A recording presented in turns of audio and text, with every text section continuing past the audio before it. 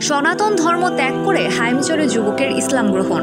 চাঁদপুরের হাইমচরে শীতল চন্দ্র পাল নামে এক যুবক সনাতন ধর্ম ত্যাগ করে ইসলাম ধর্ম গ্রহণ করেছেন।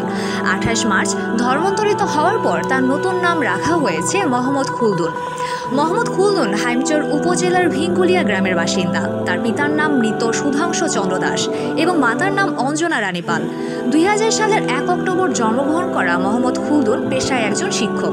তিনি 2016 সালে কেভিএন উচ্চ বিদ্যালয় থেকে এসএসসি পরীক্ষায় কৃতিত্বের সাথে উত্তীর্ণ হন এবং বর্তমানে নেক্সা মডেল স্কুলে শিক্ষকতা করছেন। হলফনামা সূত্রে জানা গেছে, মোহাম্মদ খুলদুন কৈশোর থেকেই ইসলাম ধর্মের প্রতি আকৃষ্ট ছিলেন। তিনি ইসলাম ধর্মের রীতিনীতি এবং পবিত্র কোরআনের প্রতি বিশ্বাস স্থাপন করেন। নিজের ভবিষ্যৎ এবং ইহকাল পরকালের কথা বিবেচনা করে তিনি স্বেচ্ছায় সনাতন ধর্ম ত্যাগ করে ইসলাম ধর্ম গ্রহণ করেন। চাঁদপুর জেলার বিজ্ঞ নোটারি পাবলিকের কার্যালয়ে এই ধর্মান্তরিত হলফনামা সম্পন্ন হয়েছে। স্থানীয় ইউপি সদস্য বশিরুল্লাহ পাঠান জানান, আমার ওয়ার্ডের মৃত সুধাংশু চন্দ্র দাসের ছেলে শীতল ইসলাম ধর্ম গ্রহণ করেছে। বিষয়টি আমি জেনেছি।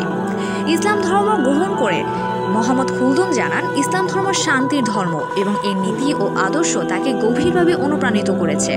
তিনি তার নতুন জীবন আল্লাহর পথে পরিচালিত করতে দৃঢ় প্রতিজ্ঞ। ইসলাম ধর্ম গ্রহণ করার কারণে সামাজিক যোগাযোগ মাধ্যমে অনেকেই তার প্রশংসা করছেন এবং ঘটনা নতুন নয়।